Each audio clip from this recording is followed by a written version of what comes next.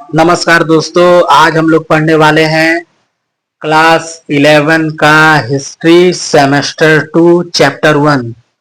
तो आज हम लोग जो है क्वेश्चन आंसर के माध्यम से जो है चीज़ों को पढ़ते हुए आगे बढ़ेंगे। और एक बात आप लोग जान लीजिएगा कि आपका बुक कोई भी हो, बुक से मतलब नहीं है। मैं केवल यहाँ बुक इसलिए ले रहा हूँ ताकि चीज़ों को टॉपिक को बस मैं जानने के लिए जो है बुक का सहारा ले रहा हूँ। आपका बुक कोई भी हो सकता है, उससे मतलब नहीं है। ठीक है। जिस तरह से हम लोगों ने फर्स्ट सेमेस्टर को अच्छे अंक से जो है पास होने का प्रयास किया, उसी प्रकार से जो सेकंड सेमेस्टर को भी अच्छे से समझते हुए अच्छे अंक प्राप्त करेंगे। ठीक है। तो कहने का मतलब है कि आपका बुक कोई भी हो, ठीक है, कोई भी प्रकाशन का बुक हो, उससे मतलब नहीं है। केवल अब टॉपिक से आपको मतलब है। मैं टॉपिक से समझा, तो मैं थोड़ी बुक देख के पढ़ाता हूँ, मैं अलग से चीजों को समझाने का प्रयास करता हूँ। केवल मैं टॉपिक को देखता हूँ, उसके बाद चीजों को जो है समझाने का प्रयास करते हुए कि आपको अधिक से अंक प्राप्त हो, इस तरह का मैं प्रयास करता हूँ। ठीक है। तो कहने का मतलब है आपका प्रकाशन कोई भी, उससे मतलब नहीं है। केवल अब चीजों को अच्छे से समझते हुए आगे बढ़े और आपको देखिएगा, आपको खुद पता चलेगा कि आपका अच्छा अंक आएगा या नहीं आएगा। अगर आप एग्जाम में बैठते हैं तो पता चल जाएगा। ठीक है। तो आप केवल अभी मैं बुक को जो है पढ़ाने का प्रयास कर रहा हूँ। जैसे ही सारा बुक समाप्त हो जाएगा, उस प्रकार से मैं क्वेश्चन आंसर को जो इम्पोर्टेंट है उन टॉपिकों को मैं कराऊंगा। ठीक है। तो आइए हम लोग स्टार्ट करते हैं। हमारा जो क्वेश्चन है, पहला क्वेश्चन है कि कौटिल्य ने मंत्री परिषद के रूप के बारे में क्या कहा है। यानी कि जो कौटिल्य जी है वो जो है मंत्री परिषद के जो स्वरूप के बारे में क्या कहा है, उसके बारे में हम लोग को वो जानना है। तो हम लोग जो है मंत्री परिषद के बारे में आज जानेंगे। उसके बाद जो है यहाँ पे क्वेश्चन नंबर 10 कि कौटिल्य ने मंत्रिमंडल के बारे में क्या कहा, या कौटिल्य ने मंत्रिमंडल को राजा के लिए आवश्यक क्यों माना है। तो हम लोग मंत्री परिषद और मंत्रिमंडल के बारे में आज जानने वाले हैं। ठीक है। यहाँ से जो है 2 नंबर 3 नंबर या 4 नंबर के प्रश्न पूछे जाते हैं। ठीक है। तो आइए हम लोग शुरू करते हैं। तो देखिए मंत्रिमंडल क्या है उसके बारे में जानिए। देखिए कौटिल्य के अनुसार मंत्रिमंडल का जो स्वरूप है वो कैसा होना चाहिए। तो देखिए मंत्रिमंडल का जो स्वरूप है कौटिल्य के अनुसार, उनका यह मानना था कि मंत्रिमंडल कैसा होना चाहिए। तो कौटिल्य का कहना है कि राजत्व यानी कि राजा का जो राजपाट है वो बिना सहायता के संभव नहीं है। ठीक है। तो राजा को जो है सचिवों की नियुक्ति करनी चाहिए। ठीक है। अब सचिव की नियुक्ति की क्यों करनी चाहिए, ताकि राजा को किसी भी कार्य में सलाह दे सके। ठीक है। इसीलिए राजा को सचिवों की नियुक्ति करनी चाहिए तथा उससे मंत्रण लेनी चाहिए। मंत्रण मतलब उससे विचार विमर्श करना चाहिए, सलाह लेनी चाहिए कि राज्य को किस प्रकार से जो है हम आगे की ओर बढ़ा सके। ठीक है। अब देखिए राजा के जो सर्वोच्च अधिकारी होते थे वो मंत्री कहलाते थे। मंत्री कौन होते हैं, जो राज्य के सर्वोच्च अधिकारी होते हैं उन्हें ही मंत्री कहा जाता है। अब राज्य में जो है मंत्री की संख्या 3-4 होती थी। अब देखिए मंत्री का जो चयन है वो अमात्य वर्ग के द्वारा होता था। अब अमात्य क्या है, तो सर्वोच्च, राज्य में जो भी सर्वोच्च अधिकारी होते थे, ठीक है, या उच्च अधिकारी होते थे, राज्य में जो भी उच्च अधिकारी होते थे उनके समूह को जो अमात्य कहा जाता था। ठीक है। अमात्य का काम ही है कि मंत्री को चयन करना है। ठीक है। तो उसके बाद देखिए कि अब जो है राजा के द्वारा जो है मुख्यमंत्री एवं पुरोहित का चुनाव किया जाता था। अब जो राजा के द्वारा जो भी मुख्यमंत्री या पुरोहित का चुनाव किया जाता था वो किस परीक्षण के द्वारा किया जाता था, तो उपदा परीक्षण के द्वारा।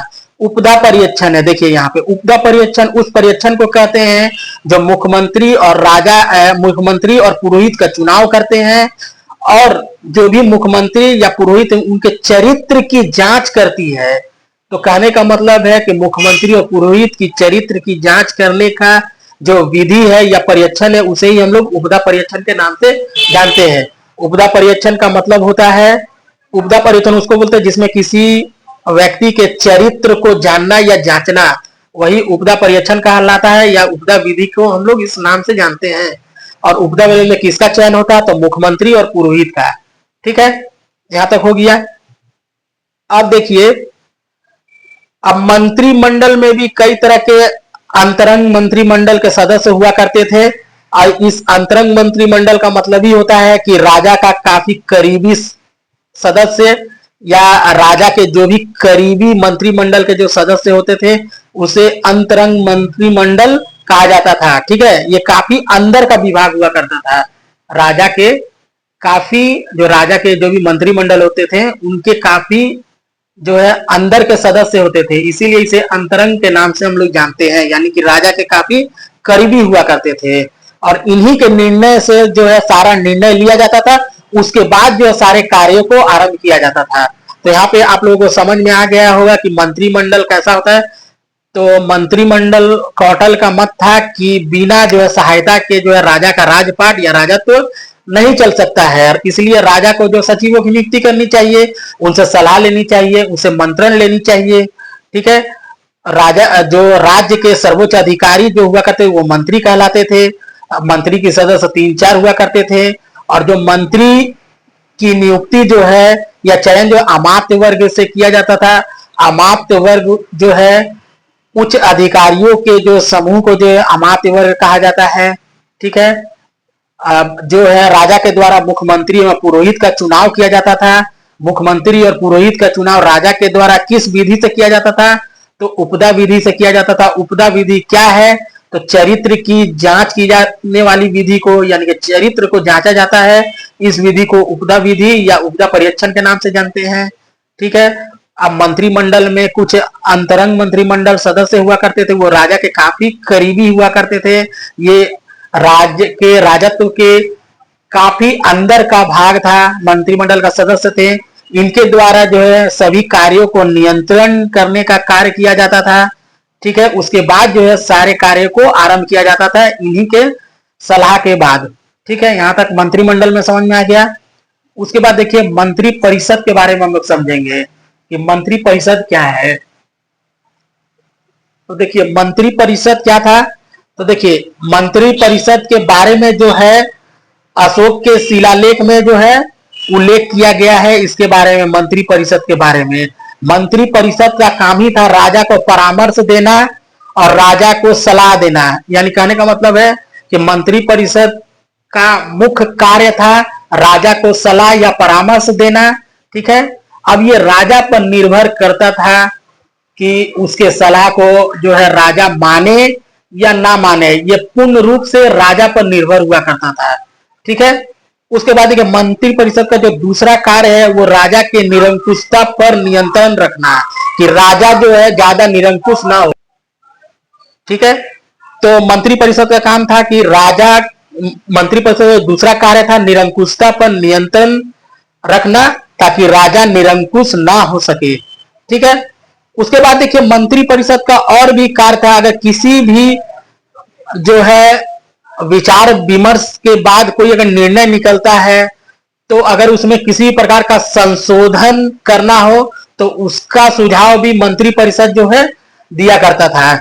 ठीक है, अब ये जो सुझाव या संशोधन या परामर्श मंत्री परिषद जो है राजा को दिया करते थे, लेकिन राजा का आखिरी निर्णय होता था कि वो इस मंत्री परिषद को माने या ना माने, यह पूर्णतः राजा पर निर्भर हुआ करता था। यहां तक वो समझ में आया।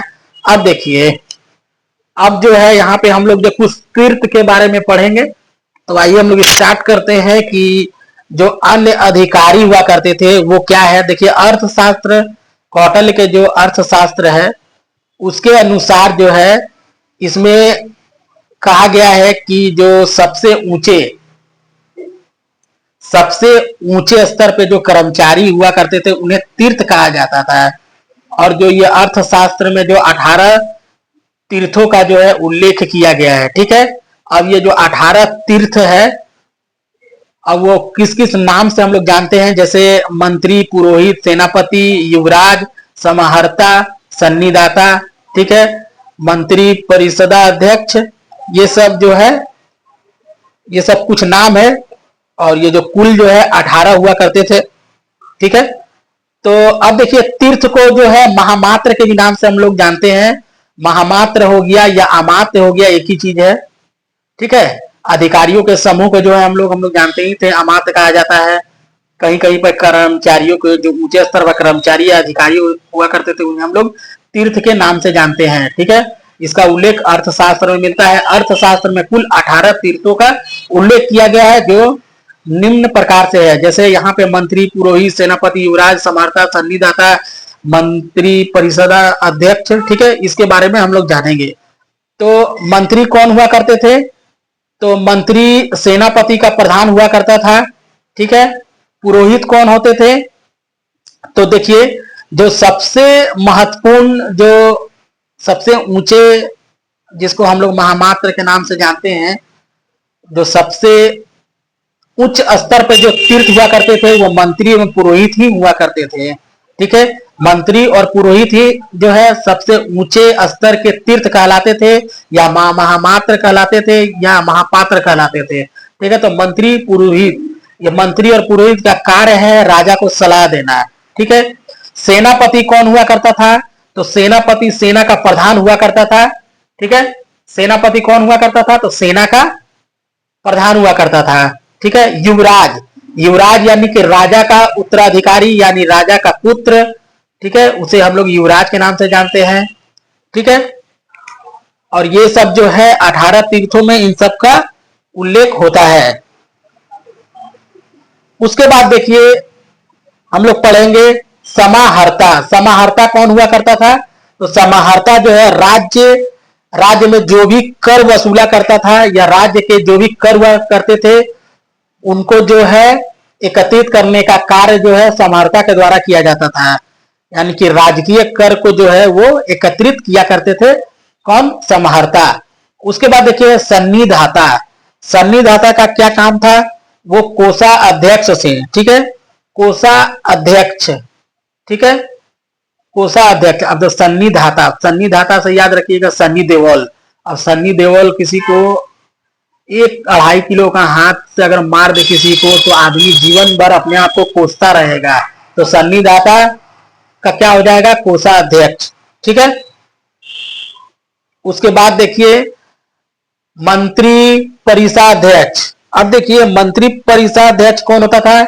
यानी कि मंत्री परिषद का जो है अध्यक्ष हुआ करता था, उसी को हम लोग मंत्री परिषदाध्यक्ष कहते हैं। ठीक है, उसके बाद देखिए मैंने आपको बता ही दिया कि जो है महत्वपूर्ण जो तीर्थ हुआ करते थे उनमें जो है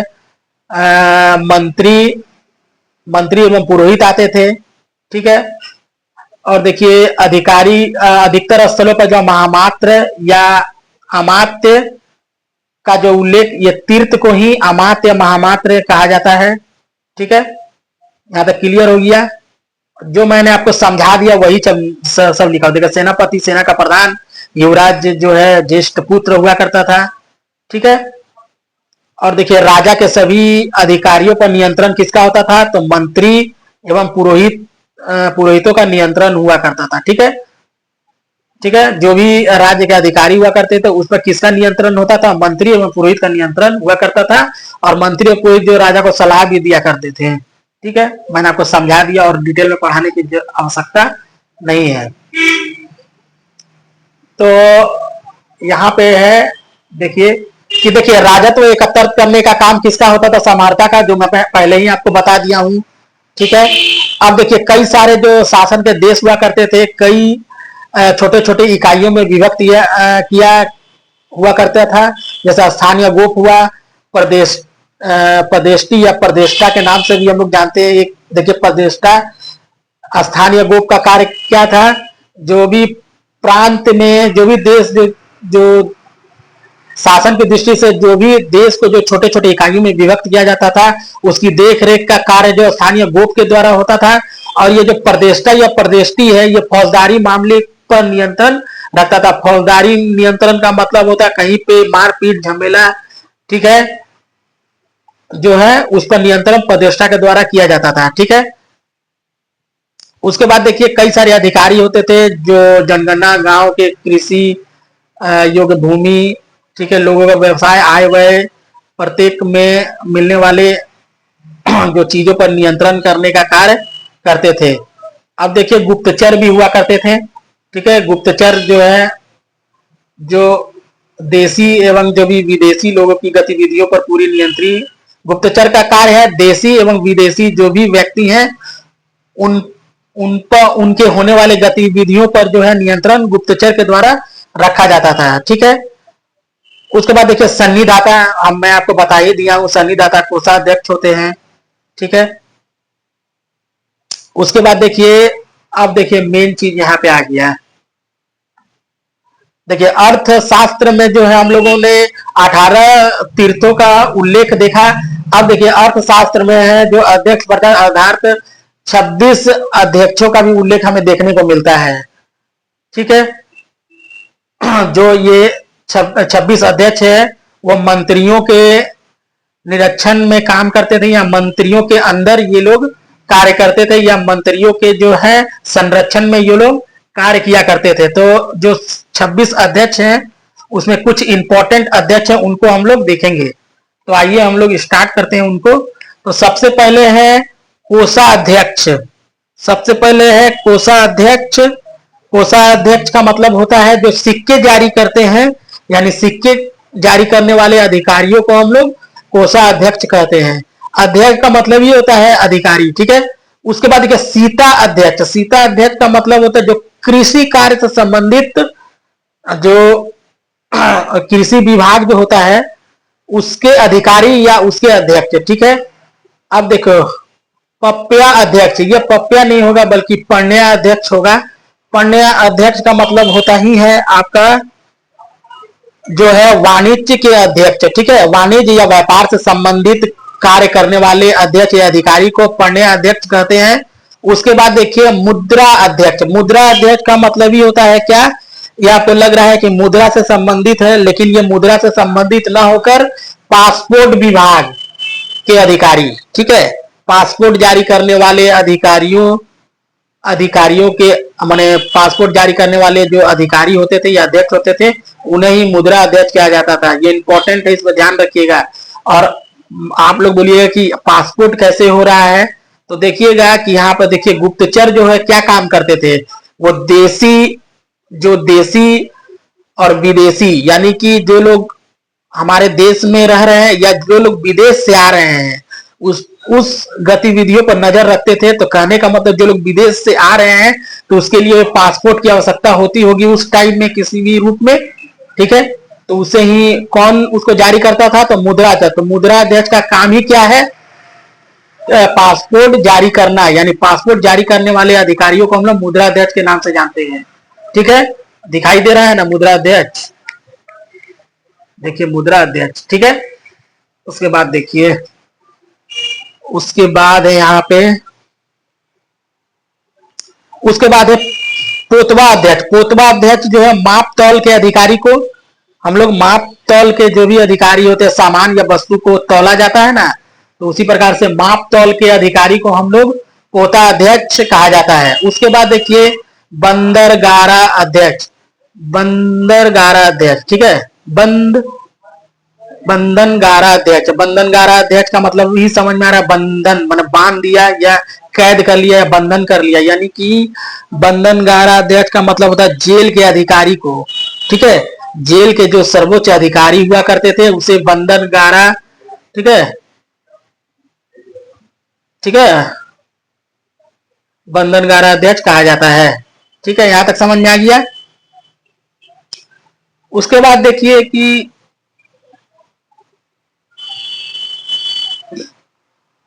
मेगास्थनीज के जो भी पुस्तक है, यानी मेगास्थनीज ने भी ये जो भी हमारे मंत्री परिषद हैं उनके बारे में जो मेगास्थनीज ने भी अपनी पुस्तक पे वर्णन किया है, ठीक है। अब देखिए महामात्य। देखिए मैंने आपको पहले ही कहा है कि जो भी केंद्रीय महामात्य को ही महापात्र या तीर्थ कहा जाता है, ठीक है। अब देखिए इनमें जो भी कुछ अधिकारी हुआ करते थे जैसे युक्त और उपायुक्त, ठीक है। कर्मचारियों को जो है युक्त और उपायुक्त की भी संज्ञा दी जाती है। ठीक है, अशोक के शिलालेख में जो है जो युक्त का उल्लेख मिलता है। इन कर्मचारियों के माध्यम से ही जो केंद्र एवं स्थानीय शासन के बीच संपर्क बना रहता था। तो कहने का मतलब है कि जो महामात्र के अधीन जो है कई कर्मचारी हुआ करते थे, उन्हें युक्त या उपायुक्त की संज्ञा दी गई है। अशोक के जो शिलालेख में जो युक्त का उल्लेख मिलता है। अब जो इन कर्मचारी है, जो राज्य में जो भी कर्मचारी है, ठीक है, या मंत्री परिषद के सदस्य हैं, ठीक है, उसको जो है अलग अलग नाम, जैसे युक्त हो गया, उपायुक्त हो गया, अमात्य हो गया, महापात्र हो गया, मंत्री हो गए, इन सब के माध्यम से यानी कर्मचारियों के माध्यम से, तीर्थों के माध्यम से जो है केंद्र एवं स्थानीय शासन के बीच संपर्क जो है बना रहता था।